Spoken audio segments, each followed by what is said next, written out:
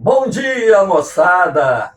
Quem vos fala aqui é o professor Eugênio Bastos, canal Geogênio, a serviço dos alunos que gostam de estudar e querem passar em concursos.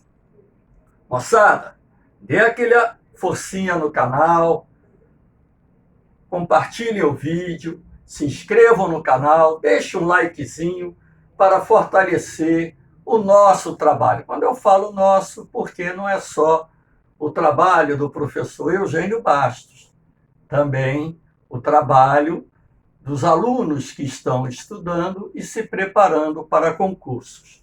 Moçada, o tema da nossa aula de hoje envolve as principais formas de relevo encontradas no Brasil.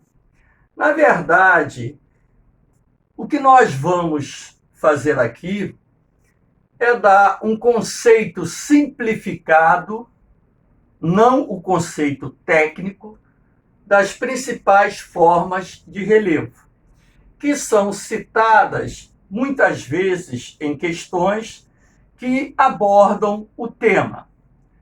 Para o vestibular, raramente se aborda essa temática. Todavia, para o Colégio Naval e, às vezes, para a prova da SpaceX, existem questões em que essas formas de relevo são citadas.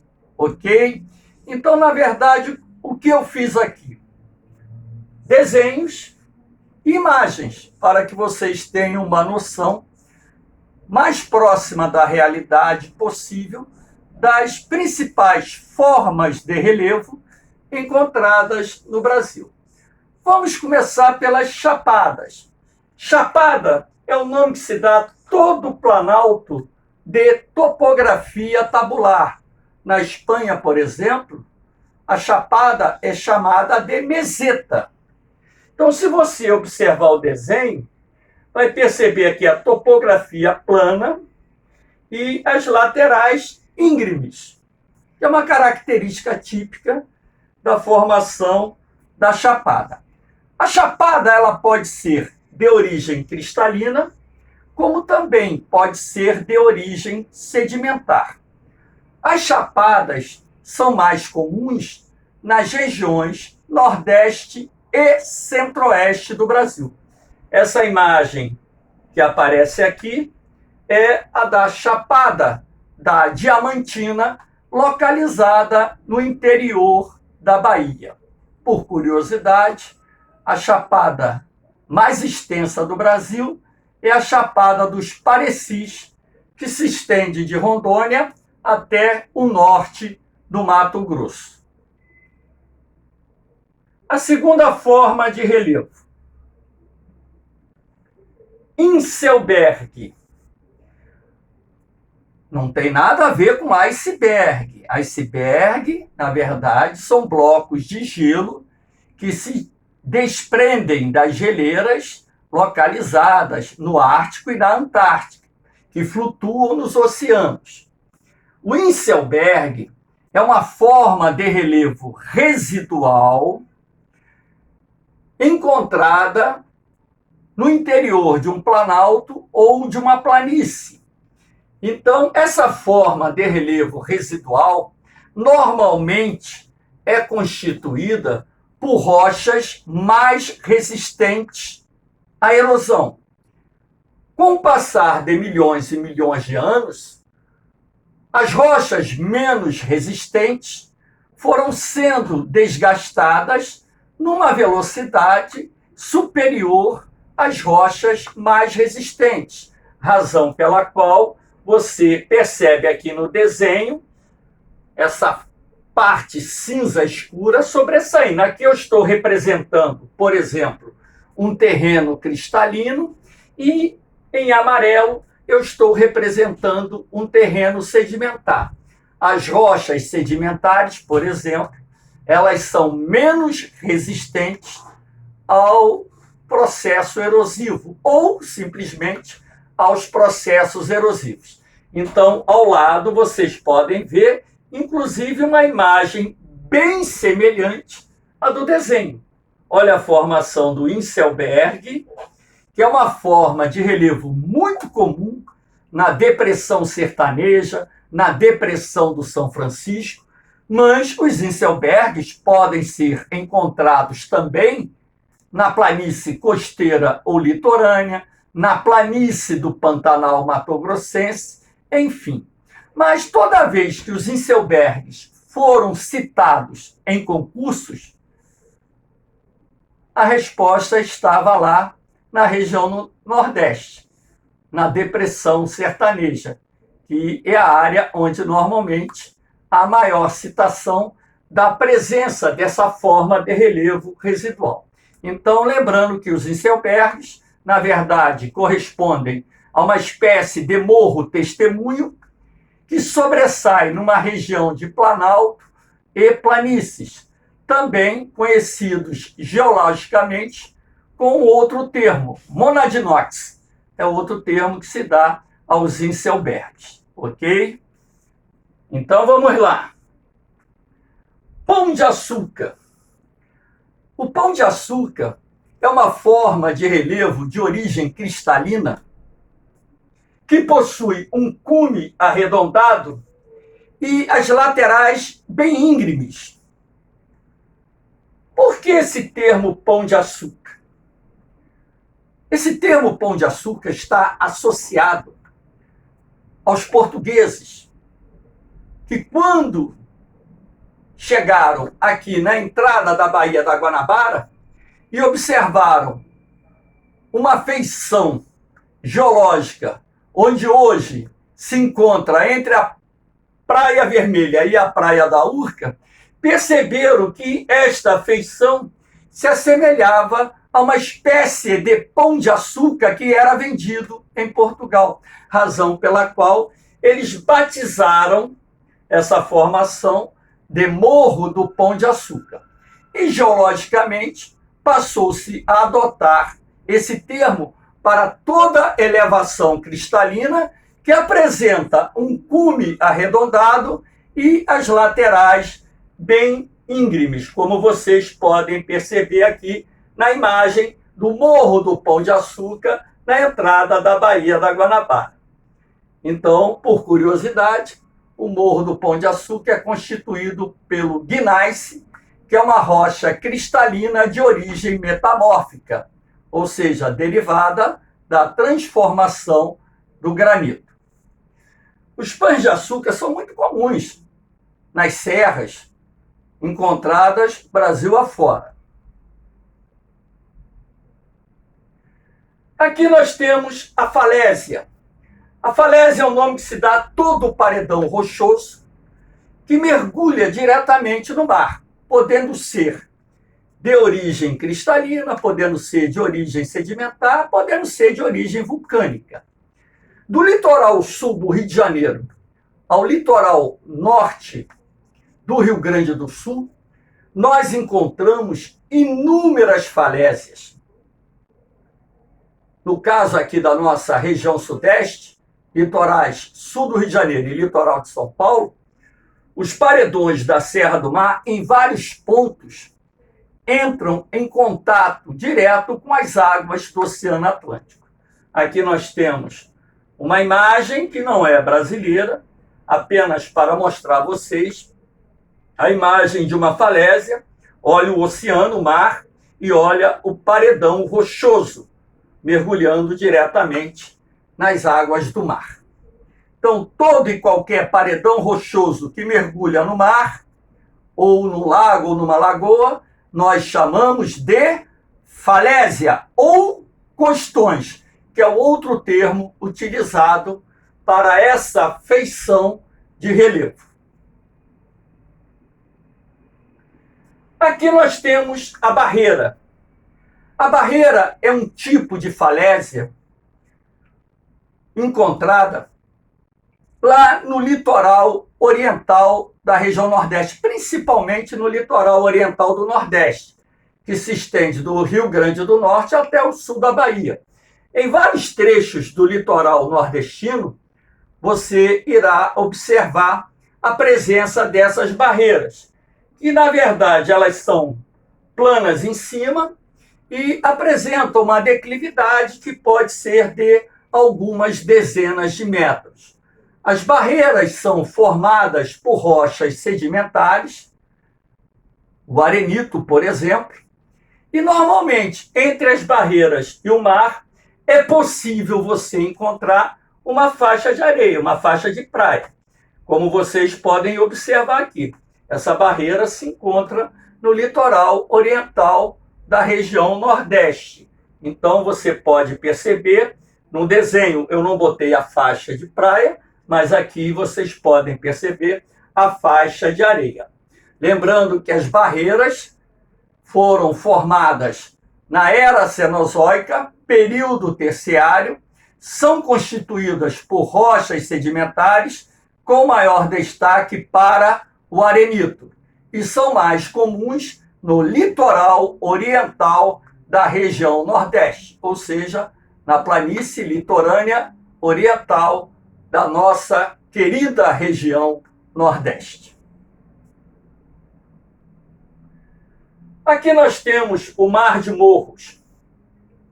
O Mar de Morros, na verdade, é uma feição geológica constituída por morros com um formato ligeiramente parecido com uma metade de laranja, perfilado lado a lado. Ou seja, são vários morros com formatos de meia laranja que se encontram um do lado do outro. Então, quando você vê essa forma de relevo de cima, é como se você estivesse observando um mar ligeiramente agitado. O Mar de Morros é uma feição de relevo muito comum no interior aqui da nossa região sudeste, interior do Rio de Janeiro, interior do Espírito Santo, interior de Minas Gerais, ali na região da Zona da Mata Mineira, no sul de Minas, áreas de São Paulo. Nós temos Mar de Morros também em algumas áreas da região sul e até da região nordeste do Brasil. Mas toda vez que o Mar de Morros foi citado em questão de concurso, fazia menção à nossa querida região sudeste, porque é aqui onde essa forma de relevo é mais comum. Esses morros ligeiramente arredondados foram formados em ambientes dominados por climas úmidos, portanto, modelados pela ação não só da erosão pluvial, como também as rochas foram sendo transformadas em solo pela ação do intemperismo químico. Aqui nós temos uma imagem onde é possível perceber o Mar de Morros no interior de Minas Gerais. Essa área, no passado, era coberta pela Mata Atlântica e hoje o que você observa são pequenas manchas da Mata Atlântica, normalmente encontradas nos topos de alguns desses morros. Uma outra forma de relevo é a cuesta. A cuesta é uma forma de relevo assimétrico que apresenta uma inclinação suave de um lado e uma frente escarpada, ou seja, bem íngreme. Se o observador estiver aqui na frente da cuesta, ele terá uma visão que irá levá-lo a pensar que essa formação de relevo é uma serra. A serra, ela tem escarpas dos dois lados. A cuesta, ela só apresenta a forma escarpada na sua frente. O reverso, que é o lado oposto dessa frente escarpada, apresenta uma inclinação muito suave. Isto por quê? Por causa da erosão diferencial. Aqui nós temos o terreno cristalino, pode ser até vulcânico, e aqui nós temos o terreno sedimentar. Então, a erosão se processa mais rapidamente nas estruturas sedimentares, mais lentamente nas estruturas cristalinas. Aqui nós temos uma visão de uma forma de relevo de cuesta localizada aqui no território brasileiro, no sul do país. Muitas serras que aparecem nos mapas citados, na verdade, são cuestas. Por exemplo, tu pega lá a Serra de Botucatu, em São Paulo, não é uma serra, é uma cuesta. Serra de Ibiapaba, lá no Piauí, não é uma serra, é uma cuesta. Então, as serras, muitas vezes, são erradamente classificadas, porque, na verdade, são cuestas. Não estou dizendo com isso que toda serra é uma cuesta, não. Mas muitas serras existentes no Brasil, na verdade, são cuestas. Esse tema também já foi citado em concurso do Colégio Naval, ok? Aqui nós temos as coxilhas. Coxilhas, se você olhar grosseiramente, parece um mar de morros. Porém, os morros são mais suaves, são colinas ligeiramente arredondadas. As coxilhas são encontradas lá no sul do Brasil, na região da Campanha Gaúcha, nos Pampas gaúchos. Normalmente se encontram a 200, 300, 400 metros acima do mar.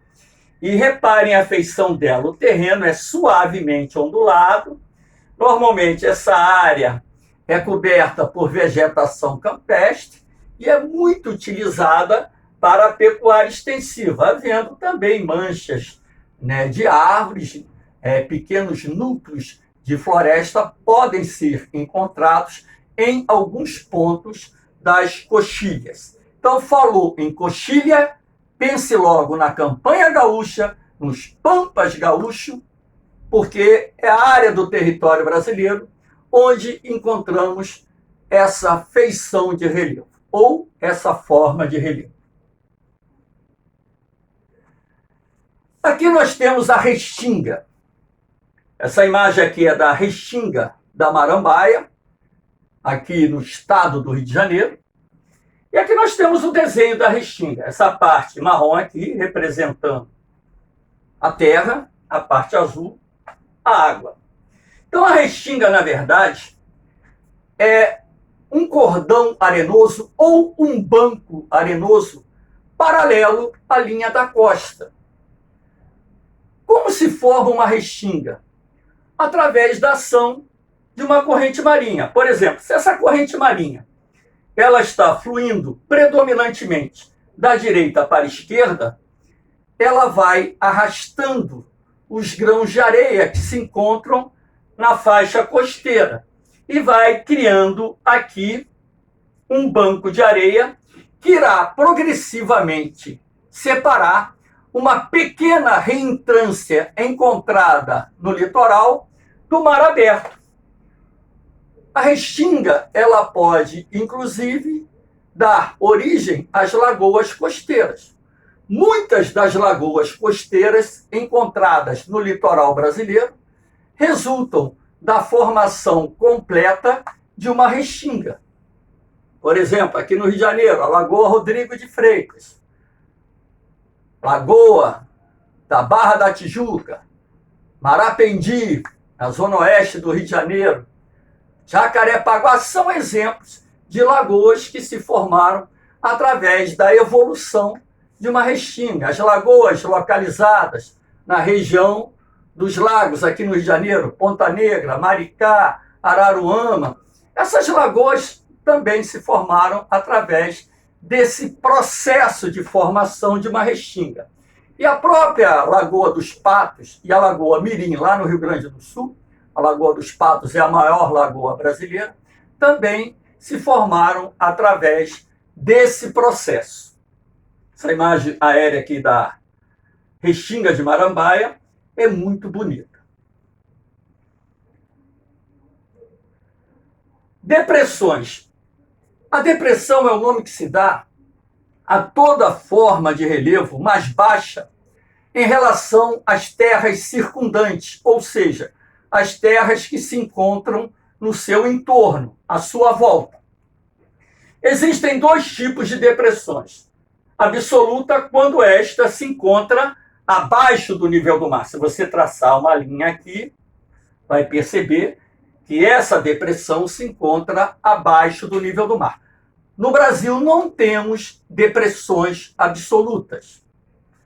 E a depressão relativa? Quando o terreno se encontra acima do nível do mar. Então, repare que essa área deprimida entre duas regiões serranas está acima do nível do mar. Então, aqui nós temos uma depressão relativa. No território brasileiro, portanto, só existem depressões relativas. Na classificação de relevo do professor Jurandir Rossi, são identificadas 11 depressões no território brasileiro. Os planaltos e as depressões são as formas de relevo que, de acordo com a classificação do professor Jurandir Rossi, são mais abundantes em nosso território. Aqui nós temos o planalto e a planície. Planalto é o nome que se dá a toda a área que possui um terreno semiplano, não é totalmente plano, né? Planalto significa plano e alto, não é bem assim.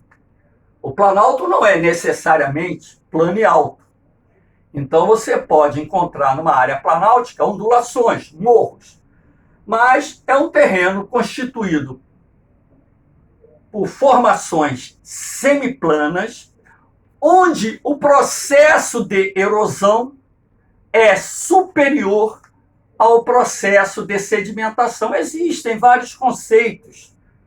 Dependendo, o professor Jurandir Rossi classifica de uma forma, o Haroldo de Azevedo classifica de outra forma, o Aziz Nassib Absaber classifica de outra forma, o dicionário geomorfológico classifica de outra forma. Então, existem várias classificações, várias definições para planalto. Mas o que vocês não podem esquecer é que o planalto é um terreno semiplano, ligeiramente ondulado, onde os processos de erosão superam o de sedimentação. Os planaltos, na verdade, formam a principal forma de relevo que existe no Brasil. A maior parte do território brasileiro, portanto, é constituído por formações planálticas.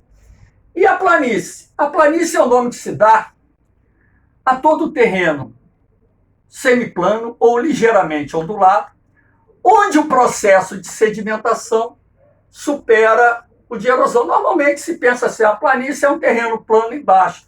Depende da classificação. Se você utilizar o conceito do Aziz Nassib Absaber, pode-se encontrar uma planície a 2, 3 mil metros de altitude, não no Brasil, mas em outras partes do mundo. Porque quando se fala que uma planície é um terreno semiplano, onde o processo de sedimentação é superior ao de erosão, você não estipula, nesse caso, uma cota altimétrica para a planície.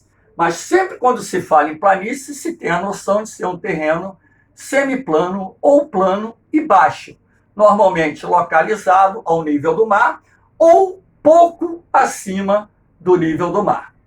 Valeu, moçada? Então essas são as principais formas de relevo encontradas no Brasil. Espero que tenham gostado da aula, fortaleçam o canal, dê aquele like, compartilhe o vídeo, se inscrevam no canal, porque o canal Geogênio está a serviço dos alunos que gostam de estudar e querem passar em concurso. Essa aula é mais específica para os alunos que estão se preparando para o Colégio Naval. Um beijão no coração de vocês. Daqui a pouco eu volto. Fui!